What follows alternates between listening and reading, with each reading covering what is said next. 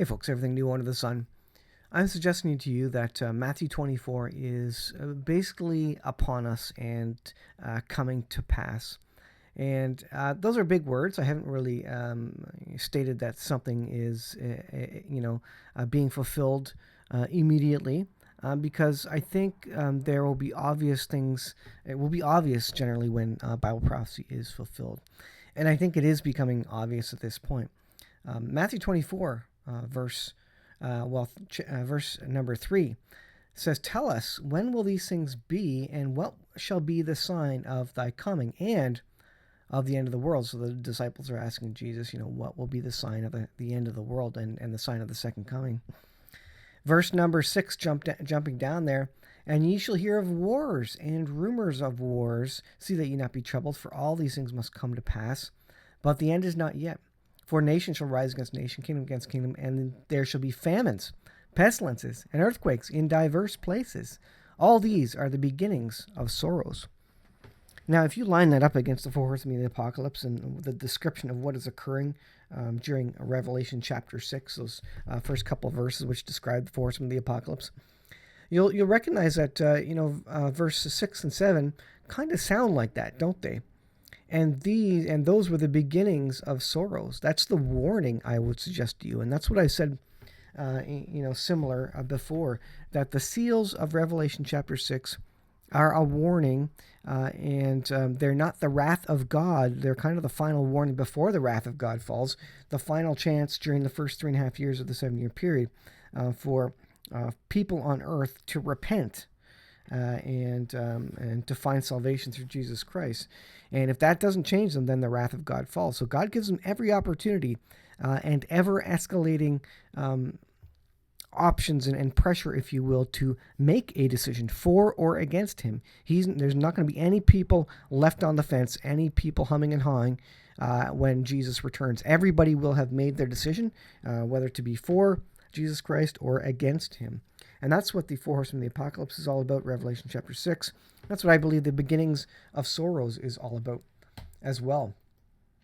Taking a look at some of the news, we're going to go quickly here, and then I'll show you an interesting map of global conflict around the world. This is interesting, but I'll show you that in a second.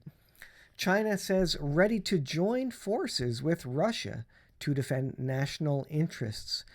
So this is basically that they are coming out now finally and admitting that they are absolutely on Russia's side. They will battle NATO if that is required to defend national interests. This is, again, another declaration of World War III. If you didn't believe that we were in it, everybody kind of knew that China was kind of on Russia's side.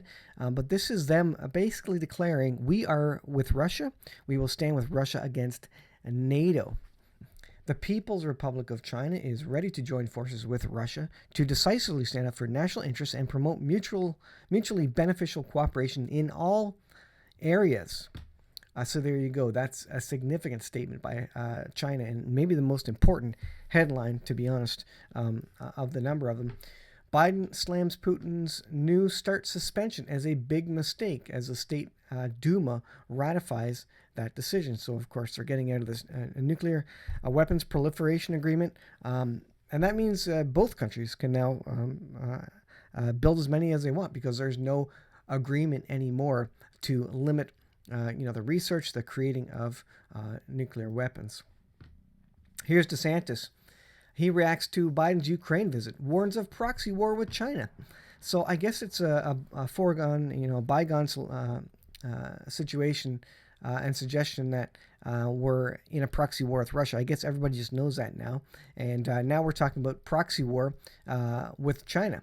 So we're at war with Russia and a proxy war now with China. And I would suggest to you it's more than that, given this announcement by China that they will be joining forces with Russia. So I think he's a little bit behind the times, but at least DeSantis sees what's happening.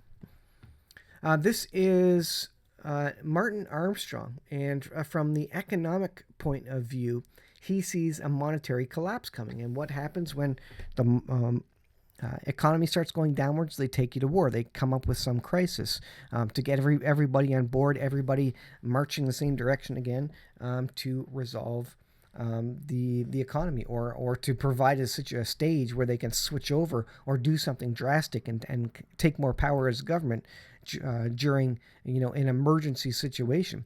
That's what the government always does. They will create an emergency situation, and then they will create laws and rules and enact things during that emergency in the name of the emergency, so that they have more powers and they consolidate power. And that's what happens to governments historically. For the last 6,000 years, any sort of government has always tried to consolidate more and more power. And often the people are happy and willing to give it to the government because they just want to live fat, dumb, and happy. They don't want to be troubled with real life, with defense, with getting their own food. They just want handouts from the government. That's what everybody wants. But neocons know the monetary system is collapsing. And what does the Bible say about that? Well, the Bible says in the last days there will be wars, famine, economic collapse, and out of that, an antichrist will come and tell the world he will bring peace, and he will make peace at least for 3.5 years. And he will implement a mark of the beast system, which many of us understand to be a digital currency. And if you do not subscribe to this or accept it, you will not be included in the economy. You will not be able to buy or sell without this mark, whatever it may be. Legendary financial and geopolitical cycle analyst Martin Armstrong said at the end of last year that the U.S. is being set up for a nightmare fall. Train derailments and political problems are spinning out of control, but the biggest threat is war. And that's an understatement. I mean, you look at the news in the last couple of days, and the apocalypse, 10 years ago, just a train derailment would have been top of the news, for 6 months. But now we have train derailments, fires. The latest today is that there is a fire at Oak Ridge, a nuclear research facility, apparently where they refurbish nuclear weapons. And is that a coincidence? I don't know, but that's happening today. Did you know that? And just these quote-unquote weird things are happening all over the place in all sectors, and you got to start putting one and one together, two and two together, three and three together, and suggest that maybe there's some sabotage. Maybe Russia has a hand in some of this, or maybe it's complete incompetence or a failure of these systems to address this. But there's a lot of stuff going on. This is interesting. This is out of Trending Politics News. Dutch intelligence is suggesting that Russia may be planning some sort of covert attack on oil and gas pipelines or cables. Dutch intelligence claims Russia is preparing an attack oil and gas pipelines, submarine cables, and wind farms in the North Sea. If true, this is a serious escalation, possibly a response to all the weapons being sent to Ukraine by NATO.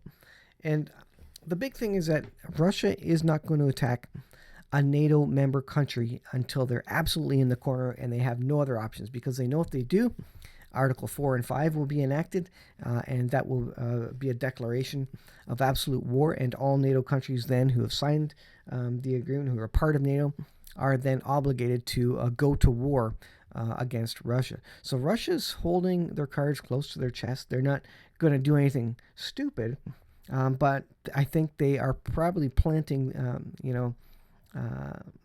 bombs and that sort of thing. They are probably getting ready for the potential situation where all-out war is declared, and then they will have these assets in place to take out telecommunications, energy infrastructure, etc. So they're kind of getting ready. Again, I don't think they're going to be the first ones to hit back directly at NATO, because they know the consequences. But will the U.S., will a NATO country poke them in the eye, goad them into something further, such as the taking out of Nord Stream, which for all intents and purposes has been outed as some covert operation, probably by the United States? It's an interesting situation that's happening. Now, we move over to Iran and Israel. This is IsraelNationalNews.com. Israel is significantly increasing its preparations for an attack. And this is hot off the heels of the news that Iran was enriching uranium to a level of 94%. So at 90%, that's required for a nuclear bomb. So 90% required for a nuclear weapon of some sort, in terms of the generally agreed upon level for enrichment. Now, they could create a dirty bomb anytime with any level lower than 90%, of course. But Israel, and the intelligence suggests that they're at 84%. So the clock is ticking for Israel to strike. And of course, Netanyahu has said before, and he said it again recently as of becoming prime minister again, that he will do everything to stop Iran from getting nukes. Now, in the past, they've done cyber attacks and espionage and things to delay and set back the Iranian nuclear program. But now Iran is in bed with Russia, and Russia has nuclear weapons. Now, if they make a deal for some drones, hey, look, we'll give you some drones, and you give us a suitcase nuke or something like that, then I'm sure Russia would be happy to do that, and then Iran would be in possession of that for potential use against Israel. So that is a big concern, and Netanyahu's not going to let this go. He said, even though there's all sorts of things happening in Israel and fuss about, a political fuss, he said it doesn't matter. We will address Iran if we need to, and a political noise that's happening in the country is not going to prevent them from doing what they need to do with Iran. So that situation, again, if the percentage of uranium enrichment was a timepiece, then they are getting very, very close to that 90%, and Israel's going to strike them before 90% because they can't know exactly when they're going to reach 90%. That means they have to hit them between now and then to ensure that no nuclear weapons are actually put together, assembled, built, and put on deliverable rockets of some sort. So that suggests an Iranian strike very soon, if at the very least a cyber attack of some sort to, again, mysterious explosions or something in Iran. And if that happens, likely there's an agreement for Russia to come to Iran's aid. So we come full circle and about wars and rumors of wars. Verse 6, and ye shall hear of wars and rumors of wars. See that ye not be troubled, for these things must come to pass, but the end is not yet. Why? Because this is the kickoff of the things that happen just before the 7-year period. Just before the Antichrist appears, there's going to be wars and rumors of wars, but the end is not yet. There's still another 7 years from the point at which the Antichrist comes into power, makes peace with the many in Israel for a period of 7 years, and then breaks that covenant at the midpoint, the 3.5 years in, and sits on the throne in the third temple and creates the abomination of desolation. It says, verse 7, for nation shall rise against nation, kingdom against kingdom, and there shall be famines, pestilences, earthquakes in diverse places. Again, speaking of the fourth and the apocalypse, I believe. All these are the beginnings of sorrows. There's more sorrow to come, especially when the wrath of God falls, but this is the beginning of the sorrows. So, are there global conflicts? Well, we know about China, Taiwan. We know about Russia, Ukraine. There is trouble everywhere. Here is Venezuela. There's instability in the government of Venezuela, maybe civil unrest. What's happening in Mexico here? Criminal violence in Mexico. Let's scroll over, and of course here is conflict in Ukraine. If you just hover over this, so this is CFR, the Council for Foreign Relations. Now that's of course a sketchy organization, CFR.org, but they have this interesting interactive map. This Nagorno-Karabakh conflict, a territorial dispute near the Caspian Sea. You have conflict in Syria. You have Turkey going against the Kurdish groups, and there's a part that they're playing in Ukraine as well. You have instability in Lebanon and potential civil unrest. And what's the conflict status? Well, it's worsening according to this. And you have the Israeli-Palestinian conflict, of course, and you go over here and you have instability in Iraq and confrontation with Iran here. So the battle between Israel and Iran. There's just conflict everywhere. Instability in Afghanistan. What's happening? It's worsening. You can see there in the small text. And impact on U.S. It is critical. Here is instability in Pakistan. This one is a conflict between India and Pakistan and their nuclear powers. The concern has always been that if they start lobbing nuclear weapons at each other because it gets out of control or someone makes a mistake, then that's a problem. We have trouble down here. War in Yemen, ongoing. War in Ethiopia. Civil war in South Sudan. Instability in the Congo. That's the bottom one there, which you can't see. Instability in the Central African Republic. Conflict in with Boko Haram in Nigeria. So all the kidnappings there. Instability in Mali. Going over here, instability in Myanmar.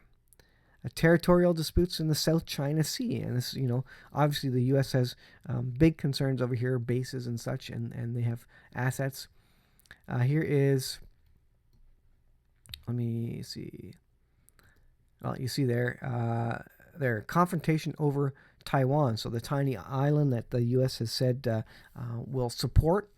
Are we willing to go to war over Taiwan? That seems to be what the U.S. is indicating. North Korean crisis. There's ongoing show of display between South Korea and the United States, and North Korea is concerned, and they're shooting missiles off, and they do have nuclear weapons. So you just look at this world map, and there is problems everywhere around the globe. And to me, honestly, that seems to sound like verse 7. Nation shall rise against nation, kingdom against kingdom.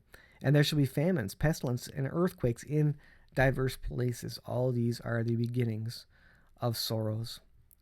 Thanks for watching, folks. It seems to be coming together. There's something everywhere, and it's only ratcheting up. Now, there's always wars around the world, but the fact that we're having now superpowers lining up against each other, NATO versus Russia and China, that is big. You have Iran getting very, very close to nuclear weapons. If the Middle East goes up, that's a tinderbox.